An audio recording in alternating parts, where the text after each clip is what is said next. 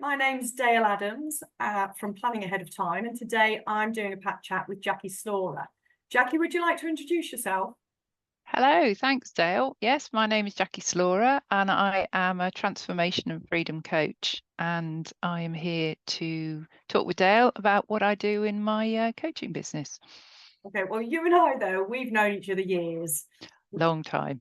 Yes, because we met each other through netball, and we still play netball together.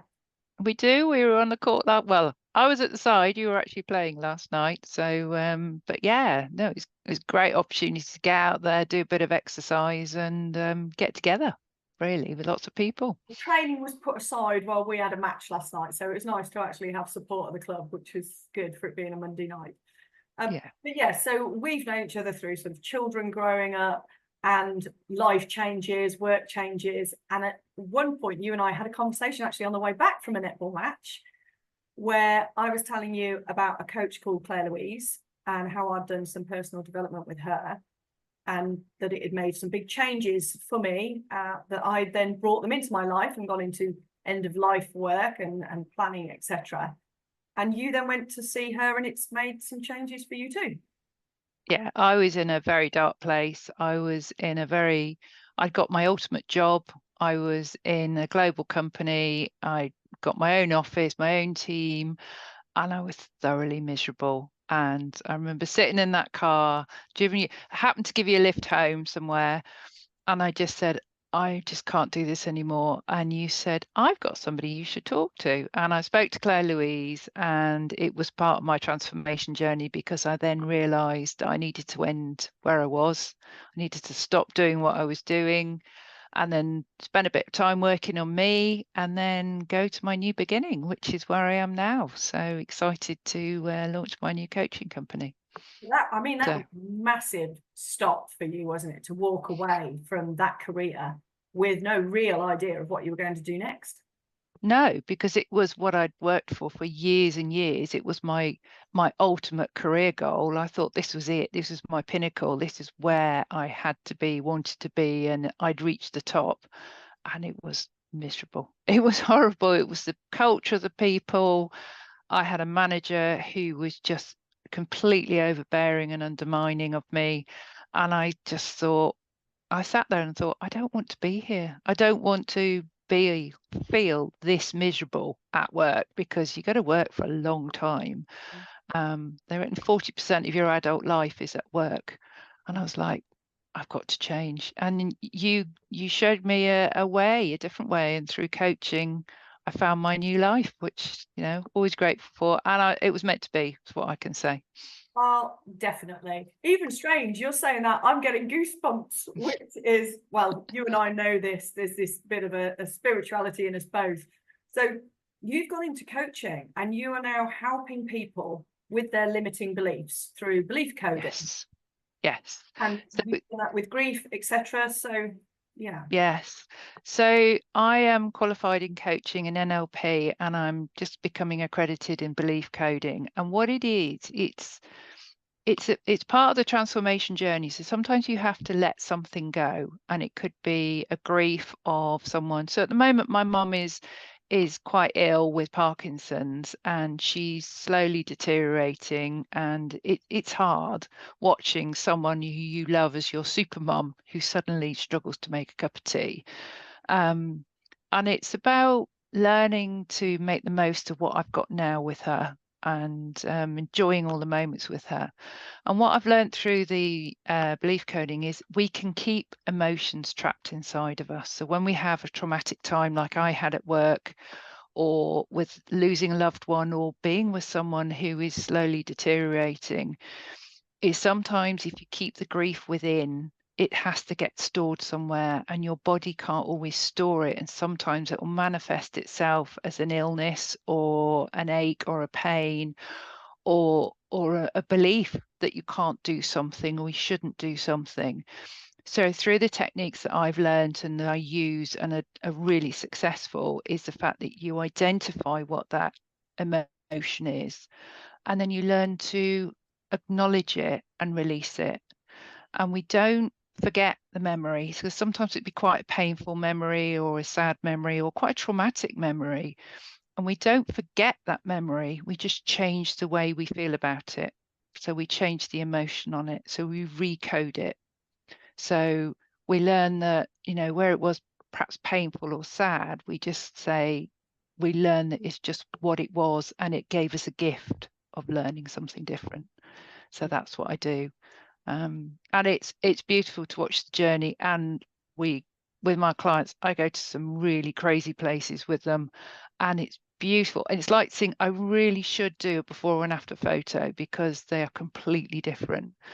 I had someone I was doing recently, and they said they felt weighted down and not worthy. And I said to her at the end of the session, how do you feel now? She said, free. I'm floating.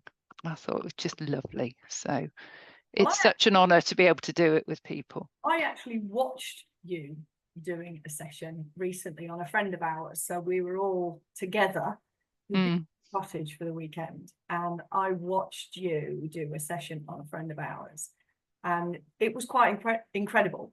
The things she said, the depths in a way that you could take it to. Obviously, we were all comfortable to be there. She, and the fact that I was watching, I wasn't involved in it, and of course she knew that and was happy with that. But it was really interesting, the things that she said. And even afterwards, she said, I just didn't expect to say that. I didn't think that's where I would go to when we were doing the session. So it's like people maybe come with ideas of what they're going to bring to the table, and then you just take them somewhere completely different. Yeah, and I've done another one recently where we took someone to being quite young. What we do is we talk to the subconscious or the unconscious mind. So we all have things buried within us and deep within us, and we run about 10 to 20,000 what they call strategies or patterns every day.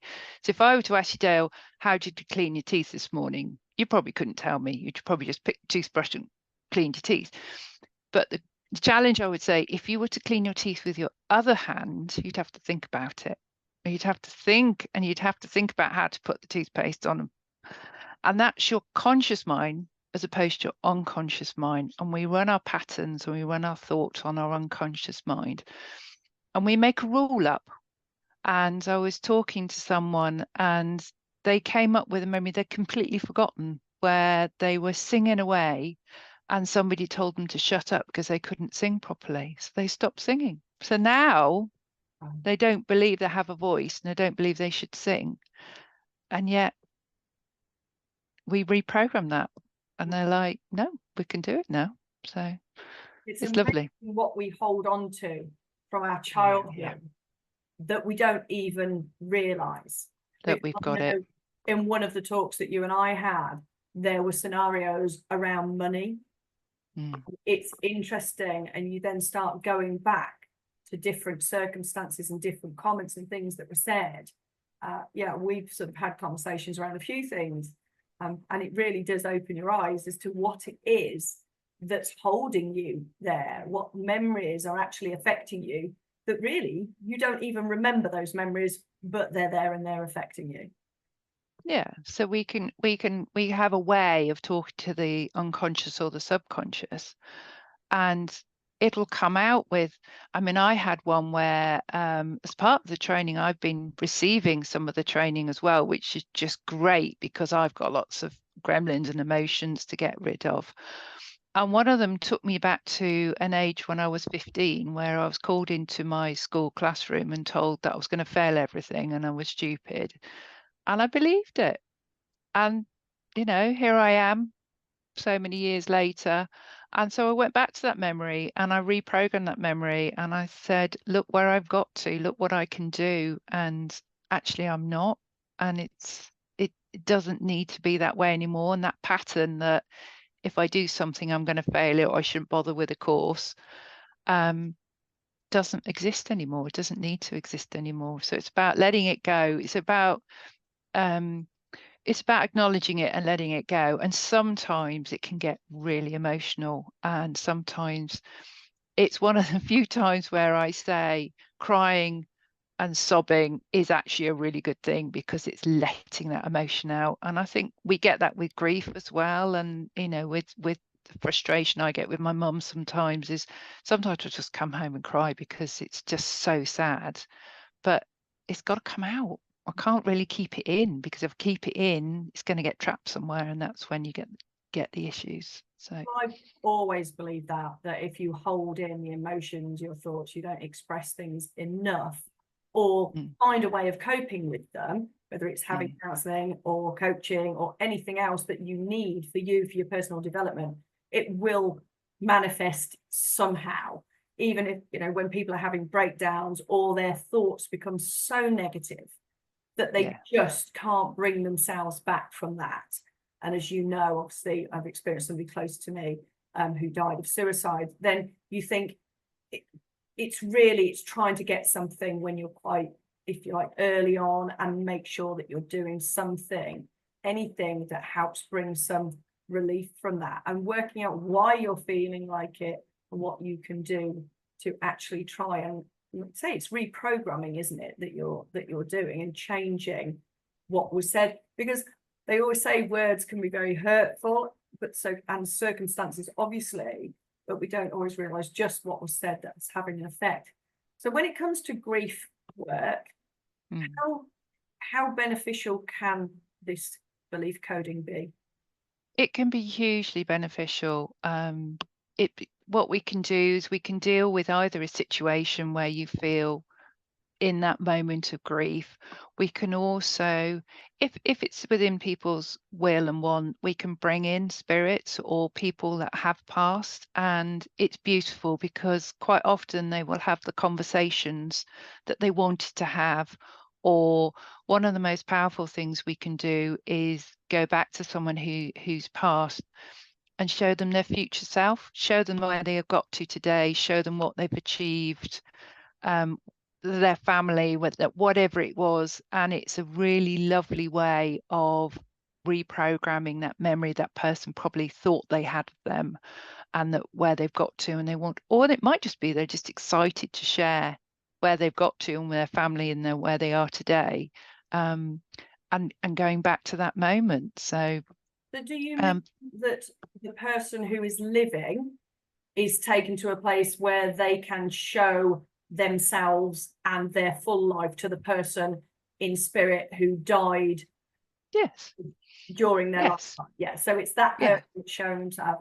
Okay, that's interesting.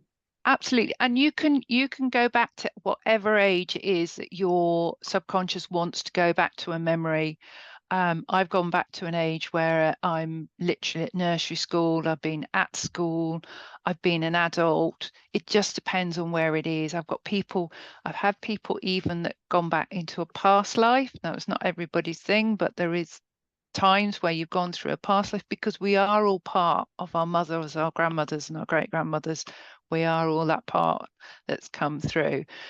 And you can show them where you've got to, you can show them where you are, you can have those conversations. And sometimes you might just need to tell them something that you weren't feeling strong enough or brave enough to tell them when you were a small child. And we can give you the confidence, or we can give you a special drink which will just make you be able to say what you need to say, which is your truth. And that can be very powerful as well, especially if you've had quite a conflict with someone in the past as well, and you want to just tell them your truth. Okay. And that's what we can do. But we can't change what happens. No. So that's the thing. It's not changing, obviously. No. You just mentioned a special drink, so I'm just going to have to bring that back up. What do you mean by giving somebody a special drink? Sometimes if you're a child and you're quite frightened, or you've got quite an aggressive or abusive relationship with someone, you may be scared to tell somebody something. And so we can give you a drink, and we can create it whatever color you want, whatever flavor you like. It can have sparkles in it. It can have whatever you like. And you can make it so it gives you the confidence and the freedom to say what you need to say. It can be a truth drink. It can be a release drink. It can be anything you want it to be. And when you drink it, it gives you the permission to say what you need to say. What I just wanted to clarify there was that actually this drink is something that's created in the mind while Yes. doing the reprogramming. This isn't a physical drink that anybody who comes to see you, we're like, here's a potion for you to drink. This is all part of working with Yes. subconscious, unconscious, and actually creating this as a visual, which gives you that strength whilst you're, if you like, Yes. reprogrammed. So Yes. just wanted to clarify that. So Jackie, if people want to get hold of you, how do they do that? So I'm just setting myself up, and you can find me on Instagram at freedomevolution.uk, and the same on Facebook. So it's all one word, freedomevolution.uk, and I'm Jackie at freedomevolution.uk. So please do email me. Okay, so your email is also Jackie at freedomevolution.uk. Yes. Okay. Well, thank you very much. It's been lovely to speak with you. Thank you for your time, and I'll see you at netball. All right. We're looking forward to it. Thanks very much.